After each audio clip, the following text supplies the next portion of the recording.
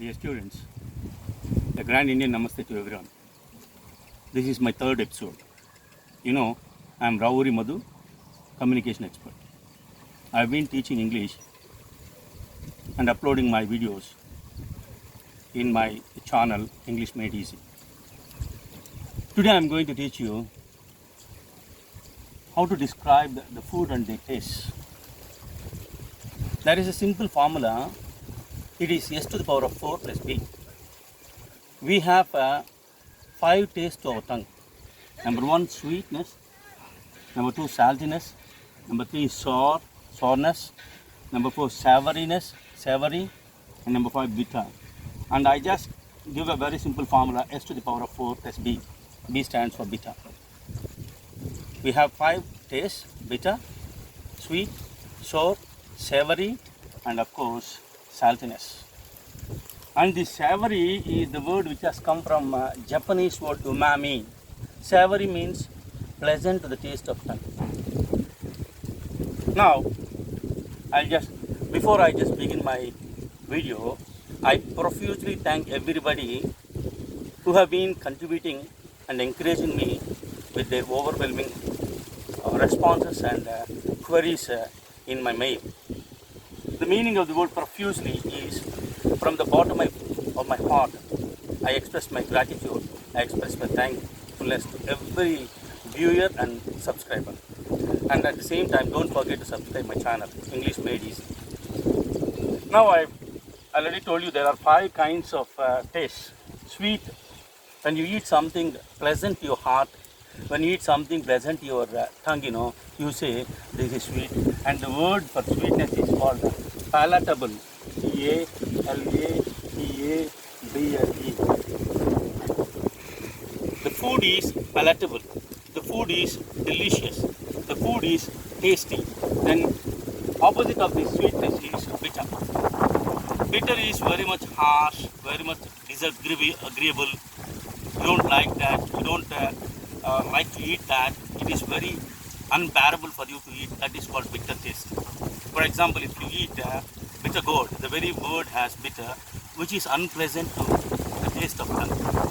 Second, sour. Sour is acidic. For example, whenever you eat some lemon, some citrus peel, you feel very much acidic and you say it's very sour. And third is hot and spicy. Whenever you take some chicken soup, whenever you drink something pepper-like, you say the drink is very much spicy, it's very much hot, it is very much tart, tart. And third, whenever you eat something which is tasteless, which is mild, which is dull to your tongue, and you say the food is very bland, the food is very mild. Savory, I've already told you, whenever you eat some pizza, some burger, some donut, and you use the word the dish is very savory like. Now I would like to use bilingual because good number of viewers are asking me to teach in bilingual language. చాలా మంది viewers subscribers తెలుగులో కూడా చెప్పండి sir కొంచెం అర్థమయ్యే విధంగా we can better understand అని request చేశారు. That's why I sometimes use Telugu also. I use my bilingual method, teaching English both using Telugu and English. That's called bilingual. And now coming to these 3 words, you express these 3 words to describe the taste of the food. For example, if you are done, you have eaten a lot and your stomach is full, and whenever people ask you to still eat some more, you say my stomach is heavy. Storgy means heavy. Storgy means filling.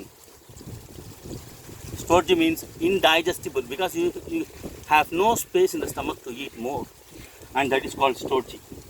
And if you want to eat more and more, say for example, if you are eating pistachio, if you are eating cashew nuts, and you just want to eat more and more, if you are eating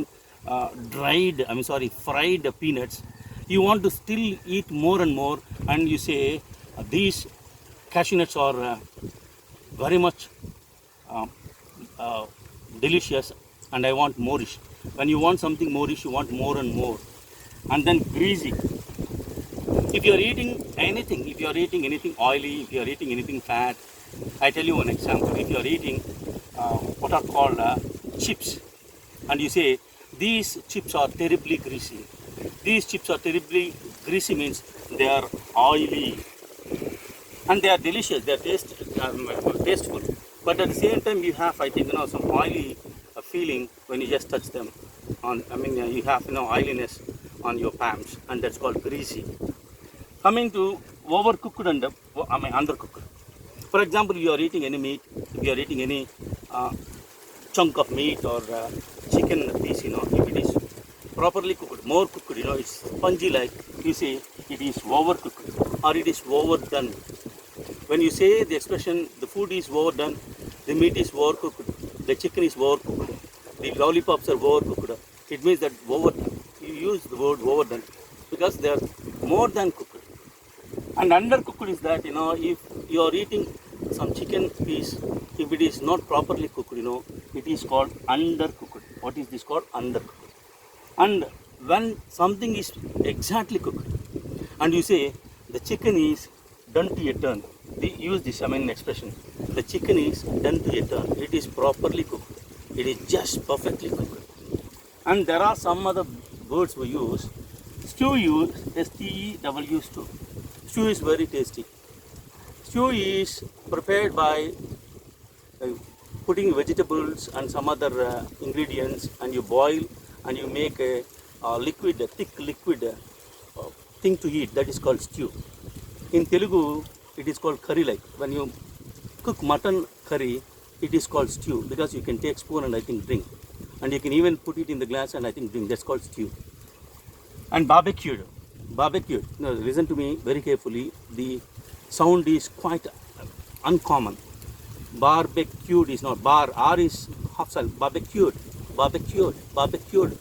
We prepare a chicken or mutton or anything, we just cook them on coals. That's called barbecued chicken, barbecued mutton, barbecued beef, barbecued veal, anything. This is how you express, I think, by using these words. Next. I'll just repeat. You have learned the words stodgy, greasy, and then, bland, mild, overdone, underdone, stew, barbecued, palatable. So I just repeat all these words. How should you use these words in describing the food taste? Stodgy means if your stomach is heavy, indigestible, if your stomach is filling, you call stodgy. Greasy means when you eat something oily, it's called greasy. For example, I told you chips are very greasy, terribly greasy.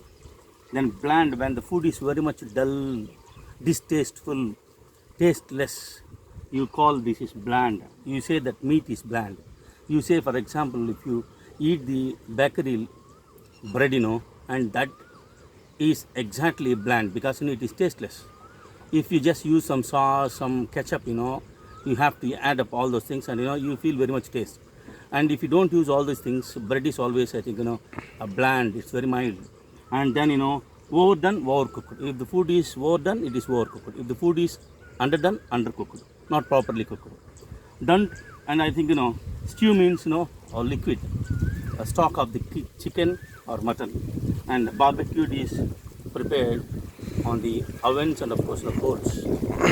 This is palatable means when something is good to eat, when something is very much fit to eat, and you call it as palatable. Say for example, there is one more word, potable. Potable means drinkable. Is this water potable? It means that is this water fit enough to drink? That's called potable. Palatable, potable. Yeah. And I'll introduce you two more words. And one is when somebody eats more and more, he is called a gourmet. Gourmet. G-O-U-M-E-R-T. Gourmet. G-O-R-M-E-T. The spelling is G-O-U-R-M-E-T. A gourmet is one who eats more and more. And another word for this is gluttonous. Glutton. తిండిపోతూ తెలుగులో దీన్ని తిండిపోతూ అంటారు. One who eats more and more.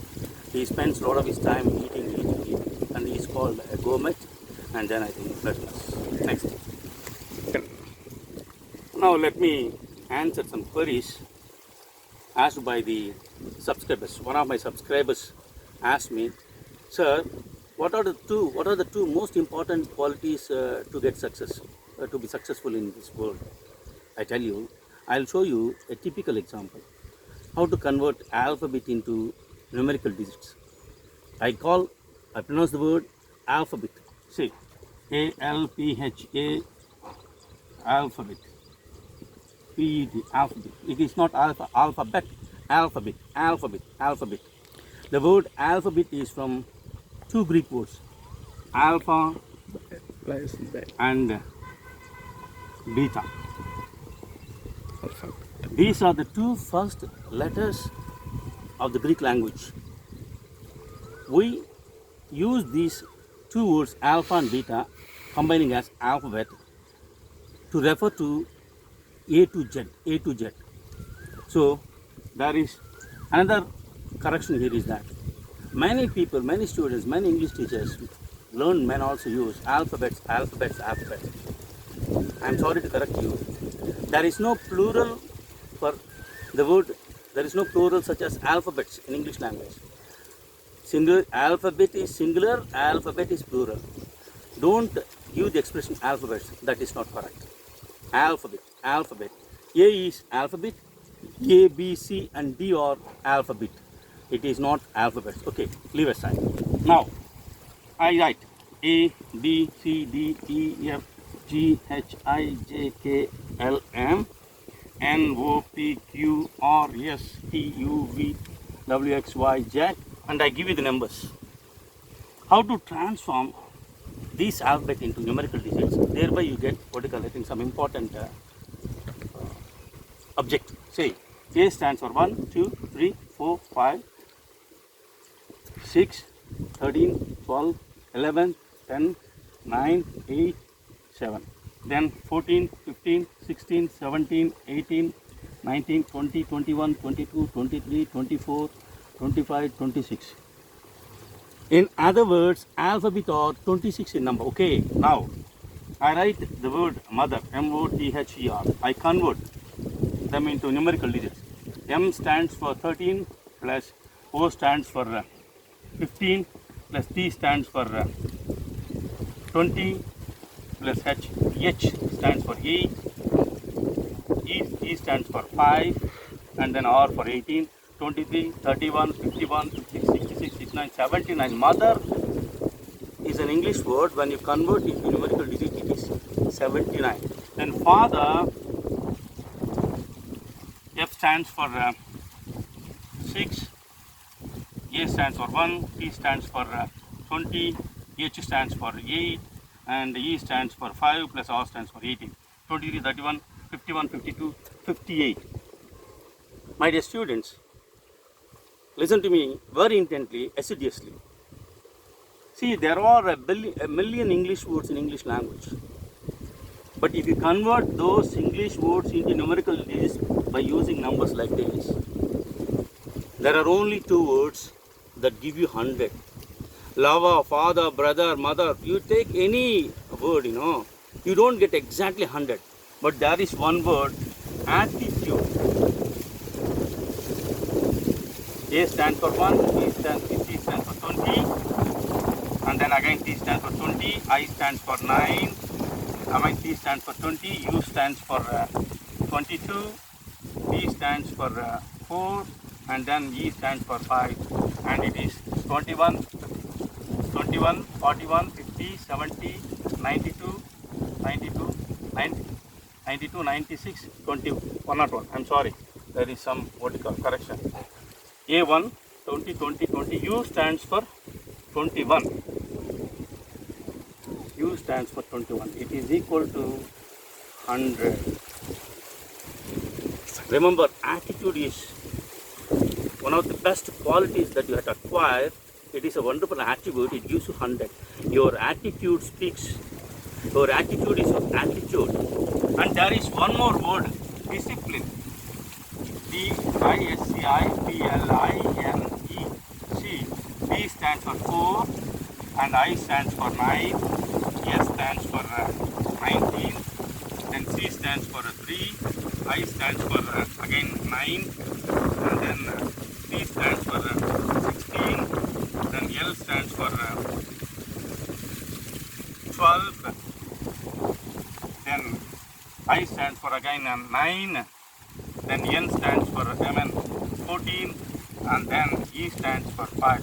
Total, it comes to 100 again. 13, 22, 32, 35, 40, 44, 50, 60, 72, 81, 85, 95 and 100. My dear students, there are only 2 words that give you exactly 100 in English language, numbering more than 10 lakh words. And these 2 words are attitude and discipline. My dear viewer, the fellow who asked me this question, what are the 2 most important qualities for a student or any person in this world to get success? These are the 2 words, your attitude and your discipline. These are the 2 words. And if you develop them, you will just be a wonderful man on the earth and you will rule the world. And thank you very much. I'll meet you in the next episode. And don't forget to subscribe my channel. Thank you very much.